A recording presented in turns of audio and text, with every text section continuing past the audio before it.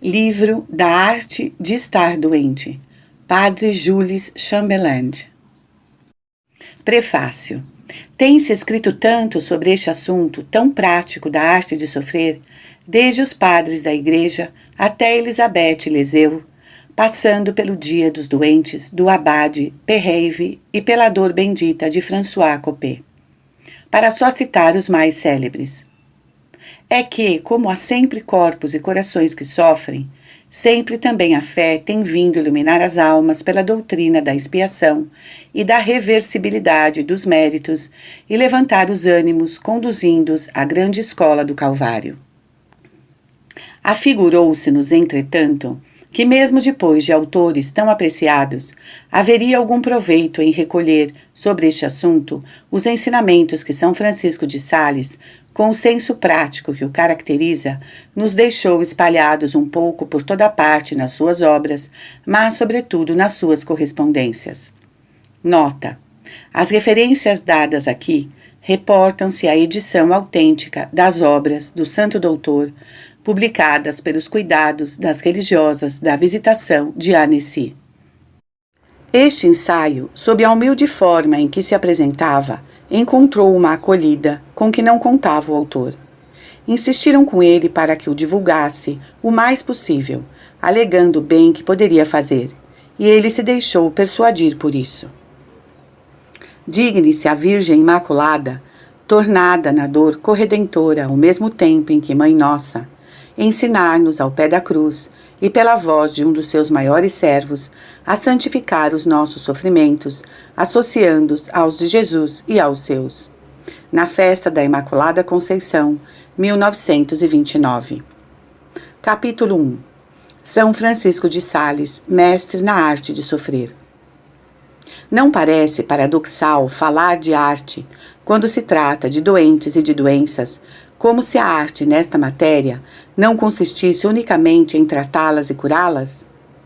E, no entanto, há toda uma arte também, esta cristã e sobrenatural, em suportar a doença e em saber transformar os sofrimentos do tempo em tesouros inesgotáveis para a eternidade.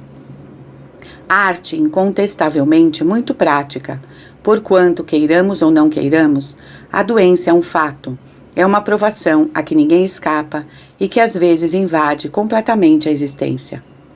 Para formar a alma nesta arte e adestrá-la em mira a essa provação, que cedo ou tarde ela terá de sofrer, São Francisco de Sales é um mestre incomparável. É que ele fala por experiência, é que fez aquilo que ensina, e que os seus conselhos ele próprio os pôs em prática sob a áspera mordedura do sofrimento. A doença ocupa, com efeito, lugar considerável na vida do nosso santo.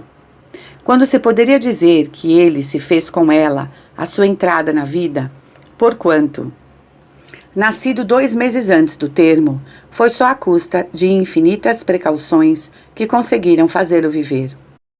O algodão e a seda receberam-lhe os membros delicados que não se podiam tocar sem fazê-lo sofrer.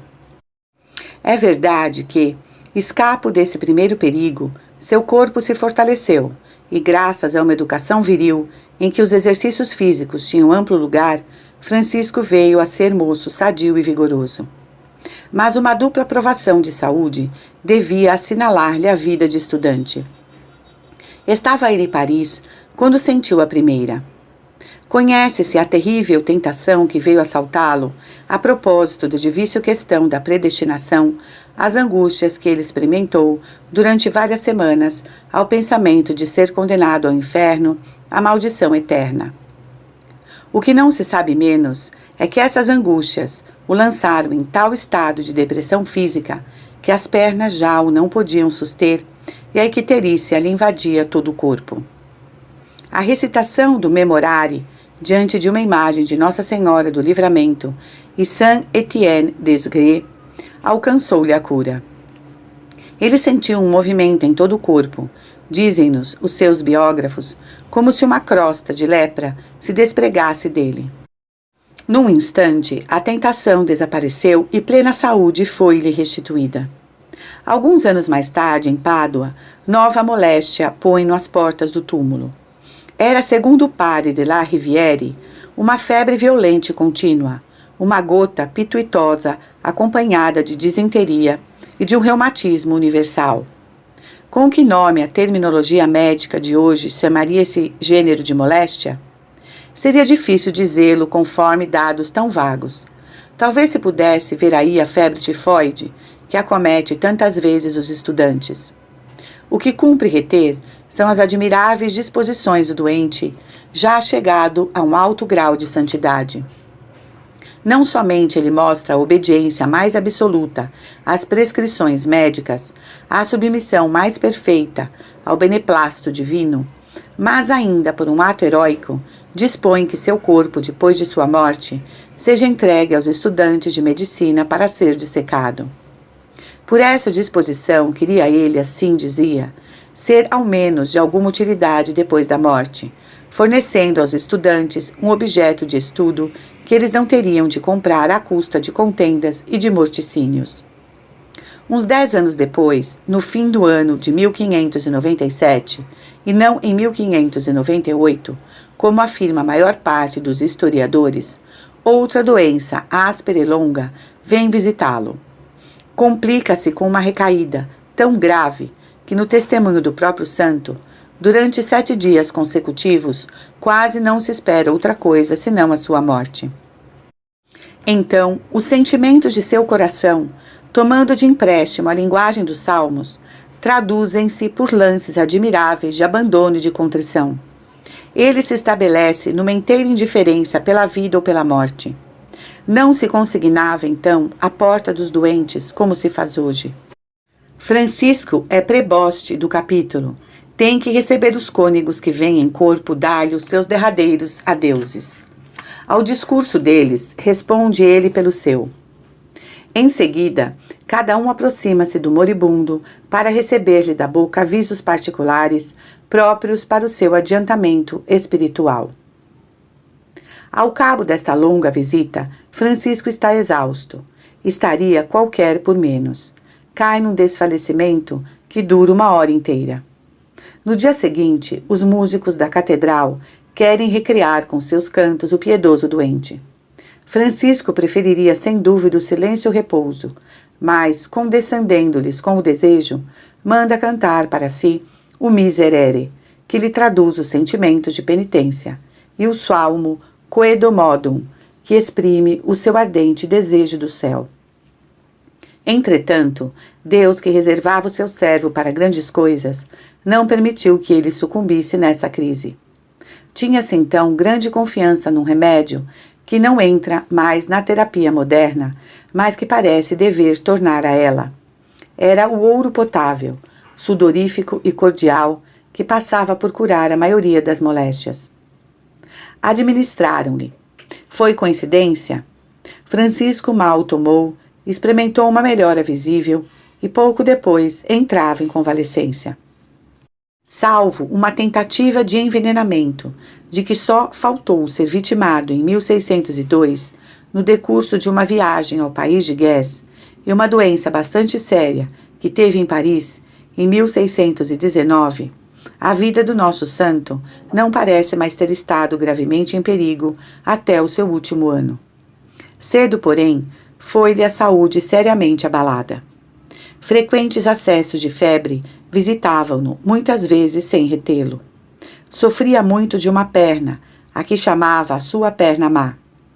Tratava-se, sem dúvidas, de varizes, complicadas com chagas ulcerosas.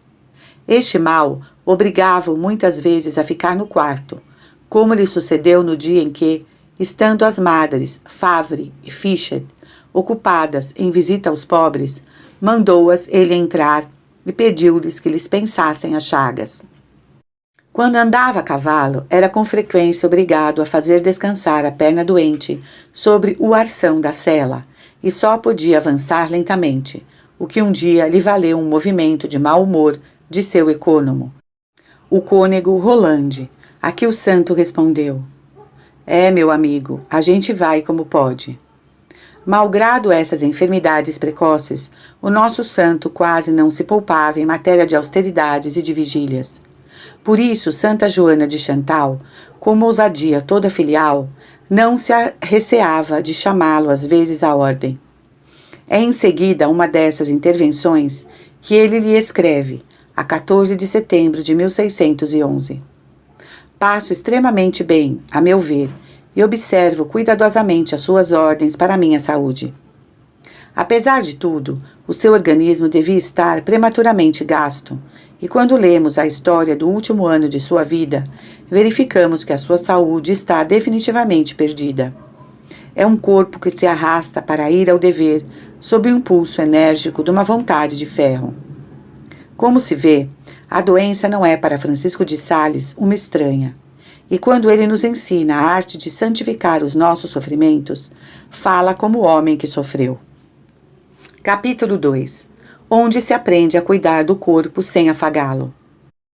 Antes de abordarmos os ensinamentos pelos quais São Francisco de Sales ensinou a nos santificarmos na doença, notemos que ele não é da escola dos que só desprezo têm pelo corpo e dão de barato pela saúde. Em seguimento a Santo Agostinho, ele nos ensina no Tratado do Amor de Deus que a caridade nos obriga a amar os nossos corpos convenientemente, enquanto são necessários para as boas obras, enquanto são uma parte da nossa pessoa e serão participantes da felicidade eterna. Por certo, o cristão deve amar o seu corpo como uma imagem viva do Salvador encarnado, como saído da mesma haste que este, e por conseguinte, pertencendo-lhe em parentesco e consanguinidade. Sobretudo, depois que tenhamos renovado a aliança pela recepção real deste divino corpo do Redentor, no adorabilíssimo sacramento da Eucaristia, e depois que, pelo batismo, pela confirmação e por outros sacramentos, nos tenhamos dedicado e consagrado à soberana bondade. Por isso, diz ele, há que tomar as comodidades necessárias ao nosso corpo, como sejam aquecê-lo, comer e vestir, com ações de graças e humildade, e não com tédio de espírito. Quanto às penitências corporais, ele as recomenda, porém sempre na medida. Condeno que é áspero e moderado, porquanto, antes de tudo, devemos conservar as forças necessárias para cumprirmos convenientemente os deveres de nossa condição. Ora, é mais fácil conservá-las quando a temos do que repará-las uma vez perdidas. Pode-se sempre abatê-las quando se quer, mas nem sempre se pode repará-las quando se quer. Para abater a carne, refere ele o trabalho ao jejum, mas ainda é preciso que esse trabalho não se prolongue muito pela noite adentro. Porque deve-se tomar a noite para dormir, cada um segundo sua compleição, tanto quanto é requerido para bem utilmente velar de dia. Não é crível, escreve ele a Lures, o quanto as longas vigílias da noite são perigosas e quanto debilitam o cérebro. Não se sente isso na mocidade, mas sente-se tanto mais depois. Não se diria que ele teve experiência disso? Em todo caso, a partir de certa época, o santo doutor fez para si uma lei de não mais velar, senão excepcionalmente, pois escreve a Senhora de Chantal a 5 de março de 1608. Não se deve esmagar o espírito à força de trabalhar o corpo. Eu faço isso, é verdade, mas é por viva força. A não ser assim, durmo muito bem, o quanto me é necessário, e quero que façais assim também. A carta anexa foi escrita à meia-noite, mas havia muito que não velava tanto. Em compensação, levante-se a gente cedo, pois isso serve à saúde e à santidade. Em geral, o santo não entende que se descure a própria saúde. Escutemos as recomendações cheias de finura que ele faz a este respeito, a 28 de fevereiro de 1622, à Senhora de Charmoisy, a Filoteia da Introdução à Vida Devota. Acaba ele de lhe falar de seu filho Henrique de Charmoisy, que naquela época dava muito que fazer à sua mãe, e acrescenta: farei tudo o que puder para o bem desse caro filho e para o contentamento de minha cara filha, sua mãe, a qual, entretanto, devo advertir que cuide de sua saúde, pois me dizem, certamente de muito bom lugar e de muito bom coração, que não tomais bastante alívio para conservá-la, e que não poupais tanto quanto é necessário a vossa força e compleição, e, mais do que seria necessário, os meios. Mas, o que é de importância, é me dizerem que não se atrevem a vô-lo dizer. E eu estou bem resolvido a vô-lo dizer, e outras coisas e tudo, visto que sois minha prima e filha caríssima.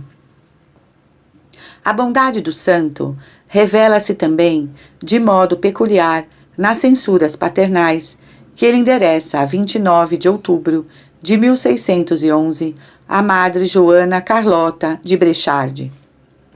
Eram na ausência da santa fundadora. A doença viera visitar a casinha da galeria e a Madre Perrone Marie de Chastel estivera em estado desesperador. Por isso a Madre Brecharde, que governava provisoriamente a casa, prodigalizara-se sem poupança.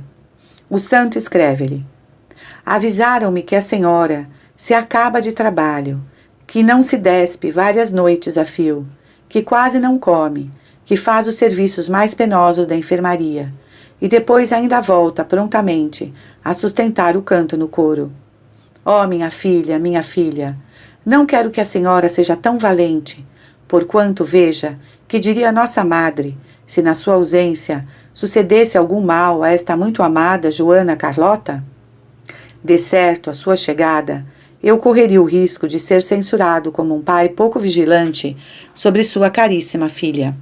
E termina por estas linhas de que poderiam tirar seu proveito certas almas boas e dedicadas que querem fazer tudo, não sabem fazer-se ajudar e acabam por viver em perpétua surmenage. Nota: estado de contínua e excessiva sobrepressão, esgotamento contido. Tomai repouso e refeição suficientemente. Deixai amorosamente trabalho para outros, e não desejeis ganhar todas as coroas. O caro próximo folgaria muito de ter também algumas. O ardor do santo amor, que vos impele a querer fazer tudo, deve também reter-vos e deixar aos outros fazer alguma coisa para seu consolo. Que não se veja nestes conselhos de moderação alguma diminuição da doutrina cristã da renúncia. São Francisco de Sales só nos faz poupar a nossa cavalgadura para empregarmos com mais força e constância nos deveres de Estado e numa mortificação sabiamente regrada. O que é violento não dura, dizia ele, e como nós não podemos carregar o corpo quando ele está gordo demais, assim também não pode ele carregar quando está demasiado magro. Em resumo, deve-se tratar o corpo como filho, corrigi-lo sem desancá-lo.